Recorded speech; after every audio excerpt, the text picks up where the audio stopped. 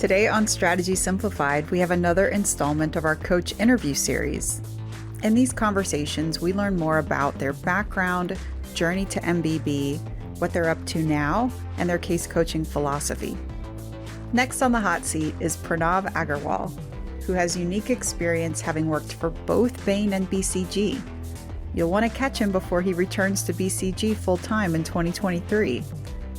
I hope you enjoy the discussion. Pranav, we want to welcome you to the Strategy Simplified podcast. Thank you so much, Stephanie. I'm excited to be here. Well, definitely excited to hear more about your coaching offerings and your coaching strategy. But first, just would love if we could learn more about you. Could you give us a little bit of background about yourself pre-MBB? Yeah, I think let me just take it from where I am right now. So Sure. Currently I'm a second year doing my MBA at Cornell. Prior to business school and prior to even starting my journey, I did my undergrad in Bombay at a college called St. Xavier's University, where I did business management. That was a 3-year-long course, post which I got recruited by Bain right out of college. Did that for a few years. At Bain, I was focusing, my first year went at the generalist space where we were working across industries. And my second year was focused more on the financial services piece, predominantly from the background which I come from. So my family has a business in India, which is in the financial services space. So we have a specialty finance firm, which, as growing up, I'd always thought I'd join because I think my father started that back in like 1988, 99. And so I've always seen him work with that. And that's all I've really known about business. And it's from him. So I always thought I'd join that. So I did take the leap after about 2.5 years and started working with him through the pandemic as well. Did that for about 2.5 years. And then, now I'm at business school, heading to BCG San Francisco next year. So quite a diverse journey even so far in your career. So is it right to say that you enjoyed your time at Bain in India, but you decided to leave to be able to go and work for the family business? Or did you feel like you had exhausted your time at Bain at that point in time? Right. So as I mentioned, right, I think the eventual idea was always to go back to my business. It was always a question of when. Even now, right, like when I think about my time, maybe 3 years or 5 years down the line, I'd want to go back to my business again in India. So it's all about, okay, how can I best use my time at business school and even like undergrad and after that to pick up things, pick up skills, get to know folks, which might be able to help me in my business in some way or the other. So I think I'd spent about 2.5 years before I started. I made that decision, and it wasn't. I loved my time at Bain 100%. I think the people I connected with, I'm still extremely close to them. Like I'm attending someone's wedding in December. So because I worked with them at that time, I think it was just the right time for me to move at that point. It makes perfect sense. So curious to get your take on this. Certainly we get a lot of questions around choosing MBA programs. You had a consulting background already, your time at Bain, you had your work within the family business. How did those things help influence your decision-making process as you thought about which MBA program to pursue? Right. I think one great thing about the US, right, like, and which is something different from India, is the number of offerings you have here. In India, if you look at the top tier business schools, you can maybe count about 4 or 5 of them, and they all end up being pretty similar to each other. But like in the US, if you look at just your top 15, top 20, they're very diverse from within with each other as well. So I think it really depends on what you really want to do, right? Like, do you want to get into consulting? Do you want to get into tech? Do you want to get into banking? Do you want to start your own thing? And that decision, I think, can help you narrow down on the schools that you like to select. If you want to do tech, I'd probably recommend stay on the West Coast. If you want to do banking, East Coast is a great area. If you want to do consulting, I think consulting is something that's there across. Then I think location matters, right? In general, whether you are okay living somewhere remote or are you a big city person, right? Like, I think those can influence your decisions. For me personally, because everyone keeps talking about a network, right? Like you're going to a business school to develop that network. And everyone treats it differently. For me, my networks are people who I'm close to, who I have great conversations with. which I thought I could have a lot more of with a lot more ease in a program that's much smaller, as opposed to being in a program that's 1,000 people, that's sized 1,000 people, and you'll probably meet 100, 200 of them, and just have no idea who the other 800 are. So I think that's what dictated my decision of coming to Cornell. Makes perfect sense. Makes perfect sense. And now, to the degree that you have completed your MBA so far, would you say that because we do hear this every once in a while, thinking, oh, well, I'll just do a couple years at McKinsey, Bain, or BCG, and that takes the place of an MBA. What would you say? Do you say that that's true, or what have you learned about the differences there? I think what ends up happening is 100%. You learn a lot during those years as well at a consulting firm, but you won't get the diverse peer set that you'll get at a business school. You won't get the different experiences that people have had at these consulting firms. So at a business school, in any consulting firm, if you spend those years. So I would definitely encourage people to take this leap if that's something that's on their mind. I agree that it's not right for everyone, but I don't think 3 years in consulting or 4 years in consulting can replace this experience at any point, right? Because you're meeting people in very intimate settings as well. So the friends you're making here will stay with you, and it's outside of work as well. Plus, if you ever want to leave consulting, you only know people within consulting, right? And wherever they've gone to. Whereas in a business school, people will go everywhere. They'll go into banking, they'll go into tech, into even just within those, they'll go into various spaces. So I think your network broadens a lot more if you end up doing an MBA. Mm-hmm. And what did you do just this past summer?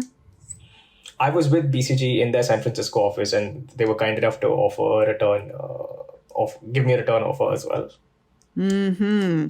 So a few different questions here about that. I understand you will, as you said, you'll be returned to BCG, back still again in the San Francisco office. So staying in the U.S. Let me hit on that piece first.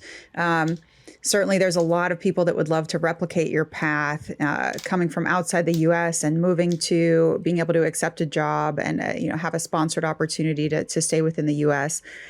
Looking from the outside, Pranav, at your journey, it kind of looks like the key pivot point there was getting into a U.S.-based MBA program. Is that correct? Or in what ways do you recommend that those who want to have a similar pathway make that transition to working in the U.S.? I think you're absolutely right. It could be an MBA, could be an MPA, could be another master's program, but I think it has to be, especially because of the visa situation.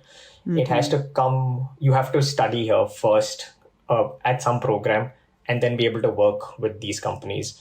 It just so happens that the MBA is most structured for it. I have friends across programs, across different colleges as well. But the MBA is the most structured way in order for you to get the jobs that one might want after their master's program. It's just the pipeline that the companies also have. They value that. It's the structure of the program itself that really just, my first semester was just catered around recruiting, right? My academics took a backseat, and the professors knew that, and they were okay with that. So the program is structured for you to do well and for you to be able to get a job. So I think the MBA just facilitates that a lot better than most programs would. Mm-hmm. But yeah, in order for you to come here and then stay here, it has to be through a master's program.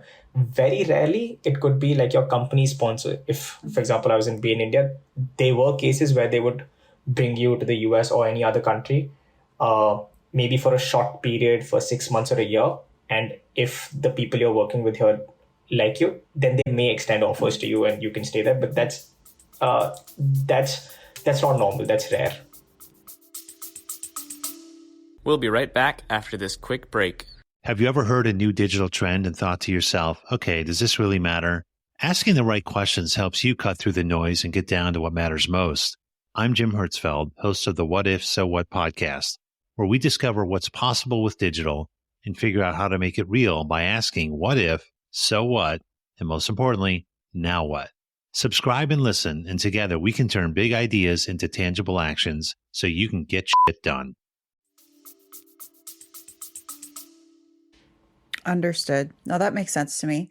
So that was certainly one really intriguing, curious thing about your pathway. Another being you are unique in the fact that you've not only succeeded through two different MBB interview processes, which several top candidates do, but then you also have on top of that the different work experience, getting to work at Bain, now getting to also work at BCG this past summer. What would you say are some of the differences between the way firms operate and what those jobs are like? Right. I think at the core of it, it's all about the people that you're working with, right? And from my experience, I agree, it's only been 3 months at BCG and 2.5 years versus Bain. The people are extremely similar, right? Like in both these areas, people were extremely supportive. They were really kind and they were really helpful. Because coming into BCG, my dilemma was, okay, do I want to go back to my family business immediately or do I want to stick here for a few years and then head back? My mentors at BCG, they guided me saying that it makes sense for you to head back, but maybe stay here for a year or two and experience that life and pick up those skill sets. And they are the ones encouraging me to go back, and they connected me with individuals who've had similar journeys. People who went back to either businesses or started something on their own, but did a few years here. So they made sure that they facilitated those conversations and helped me throughout this process. Similarly with my case at Bain, right? Like 2 years in, you know the firm well, you know the processes well. They don't want to see you go. But when I had this conversation, my partner was more than happy, saying that if that's something that really interests you, go for it. Right? Like, we're here to support you in any way possible. And even after I left, in making connections with various PE and VCs in terms of investors, they're the ones connecting me. They connected me with a few folks who ended up being on our cap sheet by the end of it. So people are really nice. I think that's a commonality that's there across both the firms and the work they do, right? Like, I think it's a similar scale. Be it India, be it US, I think you're tackling the problem in a similar way. You're trying to deliver the same level of output, with the core being we need to help our client as much as possible and the right way. So I think those are some commonalities between both these firms. Mm-hmm. No, it makes perfect sense to me. It is the same intrinsic qualities, capabilities, skills that make a good consultant, and that is firm agnostic, that's discipline agnostic. And so you get to work with a really talented, sharp set of people at whichever of these top firms you can land a position. I also think it's really important to pull out another point that you made around it shouldn't be a scary thing for candidates to be vulnerable and willing to talk about their future goals and their dreams and where they want to land in even 3, 5, 10 years. That answer doesn't have to be, oh yeah, I'm excited about potentially being a lifer in consulting. It's, I recognize consulting can be a great stepping stone to what I really want to do. And because of the way that consulting firms are structured, the bottom of the pyramid is really big, and not everybody's going to stay around. It's seen as completely okay to recognize the fact that it is a revolving door. There's a lot of turn, and so you can feel free to share that you're looking at this as a medium term or short term even opportunity. As long as you're willing to put in, a year, a couple years, then you'd still be of great value to the firm. Yeah, no, 100%. And I think everyone at the firm is aware of that, right? Like from the people right at the bottom to be your associates to your managing directors, etc. Everyone's just aware of that. And at some point, everyone's had those conversations, right? Like some people have exited and then they've come back to the firm. Some people have exited and are great terms with the firms and now probably are clients for the firms. So everyone's aware of this phenomenon that people will tend to exit, and they're just structured exit points as well, right? Like after you get promoted to a certain level, people tend to exit to either business school. Once you come back from business school, you reach the manager level, people tend to exit then, or once you reach the associate partner, the principal stage, people tend to exit then. So it's aware, everyone knows about it, and everyone's really encouraging of it, because if that's where your heart is, that's where your heart is. There's no point keeping you in a place where you're not interested in, or you think you can do something better elsewhere. We'll be right back after this quick message. Maximize your chances of landing a top 10 consulting offer by joining Black Belt, Management Consultant's premium case prep program. In Black Belt, you receive one-on-one mentorship and prep support from a former McKinsey, Bain, or BCG consultant like the one you're hearing from today. Your coach will develop a personalized plan for you and guide you through drill-based coaching sessions. Black Belt also includes expert resume and cover letter edits, because case prep is only so good if you don't get the interview. 80% of Black Belts land offers, which is why it's the world's most effective consulting prep program. If you're ready to quit wasting time in your prep process, join today. Learn more and register at the link in this episode's show notes. Now, let's get back to the show. Well, Pranav, we are so glad to have you on board as one of our coaches at MC, given your background and experience. So would love to pivot there and understand a little bit more about the way that you think about your coaching and the way that you work with your clients. Right. So I usually take my inspiration from the interviews itself, right? Like, okay, what is it that these firms are essentially looking for? And what they're looking for are two broad things, right? Like, one, can I put you in front of a client on day one? And two, do you have the analytical abilities? And these are essentially the two things they're kind of judging throughout, not just the interviews, but even the process before that. And I think that's something I keep on emphasizing, because the first piece especially, like, can I put you in front of a client starting day one? Because 90% of the folks, right, like, they'll be able to crack the case with the resources that are out there, the number of reps you can get. I think that's the easier piece. But being personable, being able to bring in your own personality into a conversation with an MDP. You're nervous, it's clear that you're nervous. Your feet could be trembling, but can you still hold your own? Can you, while you're talking about something which you have no idea about, can you structure that conversation? Can you drive that conversation forward as well, right? If someone says X and you have no idea what that X is, are you comfortable enough asking or owning up saying, I have no idea what X is, can you please tell me what it is? And that's completely okay. But I think that piece is something I emphasize a lot on. Can I put you in front of a client from day one? Because that happens. Right, I was in front of my client day one. I started 9 a.m., 11 a.m. I had a client meeting. So that will happen. And my manager was comfortable doing that because of the process they know they have in terms of recruiting. So I think that's something I really, really emphasize on. Oh, that makes perfect sense. And alongside that, I think it almost goes without saying that it provides great value, the fact that you've had this experience with two different MBB firms, interview styles, making it through, seeing how that translates to the real work on the job. How do you think that helps you be a better coach? Right. So I think the case interview itself is just mimicking what the real project looks like. And your partners case almost every week with a client, right? Because a client will come to them with a problem, and the partner, the MDP on the case, will essentially break down the problem. And the different buckets end up being the different work streams that us as consultants will work on. So that's how I think of a case interview as well, right? Like, when you're coming to me with those buckets, they need to be structured enough, they need to be messy enough, they need to be separate enough that three individual people can pick it up at the same spot and run with that. So hence, that's where that thinking comes in. So they need to be different work streams at that point. And interviewees as well, they need to understand that why one's casing, right? Where is that? How will that be used? Why is that being used? And the moment they understand that, I think they automatically start improving their own structures and their entire case interview process. And I think that's something I can bring in, given just the experience I've had so far. Absolutely.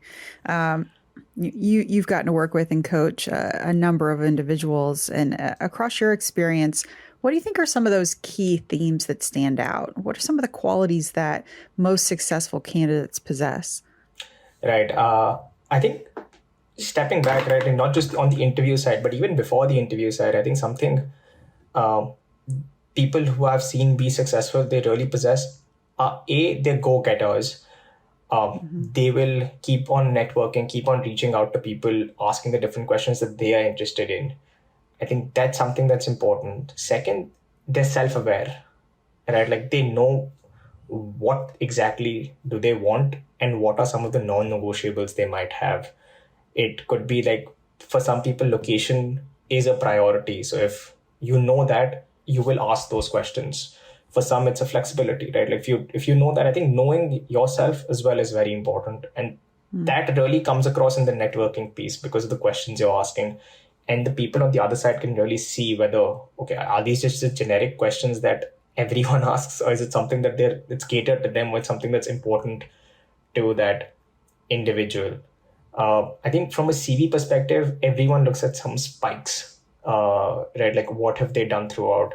Have they stood out in some way within their own job? It could be anything that they've done, but maybe could they lead? Did they train maybe 100 folks in their office? Did they lead certain initiatives, maybe outside of work in the societies they're working with or the social space that they're working with? Have they made some sort of a change? So it's those spikes that they're really looking for. And I think on the case interview piece, people who are most comfortable and people who are able to have a conversation rather than think of it as an interview, I think those are the ones that really do well and really end up getting those multiple offers, and just like succeeding in that. Absolutely. Absolutely. Yeah, it has been a pleasure. No, go ahead. Yeah, sorry. I think just one point on that. Like my example, like my BCG interview, I had about 15 minutes left at the end after my case was done. And the MDP and we just spoke about Star Wars for 15 minutes, right? And I think that's what truly got me the job. Because in his screen, I could see a Stormtrooper figurine, I think another one or two Star Wars figurines. And I just asked him if he's a fan. And that's what we spoke about for the remainder of the time that we had. And a couple of hours later, he was the one calling me saying that, congratulations, you've gotten the job. Mm-hmm. That ability to build an actual connection, to relate to someone on a human level. It's not truly just about, can you, as you said, it's not just about if you can crack the case. In some ways, anybody can get to that point, or most people can get to that point, but it's got to be above and beyond that. What are the insights that you can derive from that conversation and through that conversation? And are you going to be ready to be put in front of the client? Do I trust that you've got that, the personality, the temperament, and I think that part of the relational connection during the interview does help, allow the interviewer to come to those conclusions. Yeah, for sure, 100%. Really appreciate you taking some time out to share more about your journey and what you do at Management Consulted. Just want to give you another opportunity to speak anything else about your coaching process and then how people could work with you. Right. I think I divided it into two pieces, right? Like one is I would love to focus on the behavioral side of things with people. And the second is obviously the case itself, right? Like as long as I've been saying that 90% of the people crack it, but you need to crack it, right? Like that is a requirement before you can get onto the behavioral side. So helping people get there, I think that's one important piece. And the behavioral piece is something I really work on. So I offer 2 slots, right? A 30-minute and a 1-hour slot. Usually in the 30-minute, I'll run through certain questions like, have you ever worked in a team? Have you ever had leadership positions? Certain questions that usually come up during these interviews. And on the 1-hour piece, I'll run one behavioral in a case and just feedback for the candidate. Makes sense to me.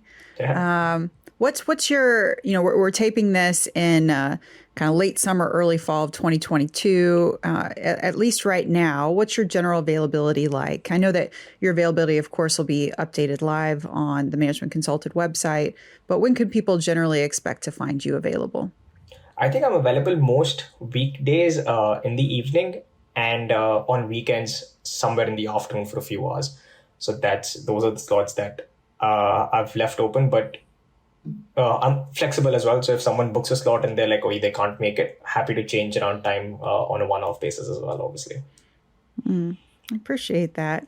And finally here, we just have a tradition at Strategy Simplified. We want to ask you a couple of fun personal questions before we fully wrap up. So curious, what's one decision that you've made that's changed the course of your career? I think for my career, it was literally like, I think joining consulting after undergrad. Because as I mentioned before, right, like I think going back to my family business is always on the cards. But this consulting firm Bain came along. They had a great presentation. I connected with the people that were there. I spoke to them afterwards as well. And I really thought, let me just give this a shot and see what happens. Let me at least apply and see where it takes me. And I think it's really held me in good state, because I think what I really took away from it was being able to converse with people across different levels, right? Different stakeholders. To give you an example, when I moved into my business, I was working with folks who'd been there for about 15 years, 20 years. They were about 25, 30 years older to me. And I was trying to get them to automate certain processes, which they had never even heard of. So to be able to communicate with them and what impact that had, and communicate that to our investors and to my dad, just being able to operate at different levels and different levels of fidelity, I think that's something I learned at Bain, because that's what you do in a consulting firm, right? Like when you're communicating it to your immediate superior, that could be the consultant or the manager, you'd want to go into how you got there. But when you're communicating it to the client, it's just the answer. And being able to look at it from different lenses, I think that was my biggest learning and my biggest takeaway from that. And even at business school, I think that's been my standout piece. Makes perfect sense. That executive presence in your communication, top-down thinking, answer first, pyramid principle, etc. Yeah, absolutely. And then just finally here, what's one thing that you are reading or watching or listening to right now that's inspiring you? So I've been listening to Andrew Huberman's podcast. He's a Stanford MD.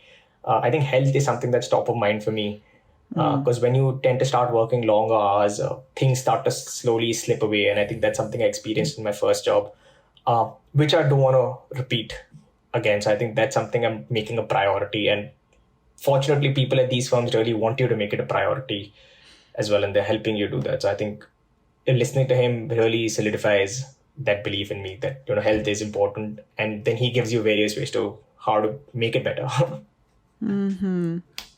Well, Pranav, it's been great to get to learn more about you. Thank you for coming on the podcast, and really look forward for more prospective candidates to work with you in your coaching service.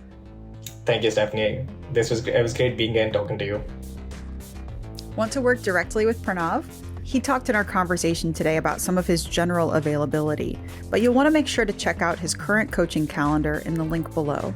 Just like Pranav, all of our coaches are ex-McKinsey, Bain, or BCG consultants and interviewers who've been extensively vetted and only coach with us here at MC. They love working with prospective candidates to mock through full interviews or drill in areas you need extra help.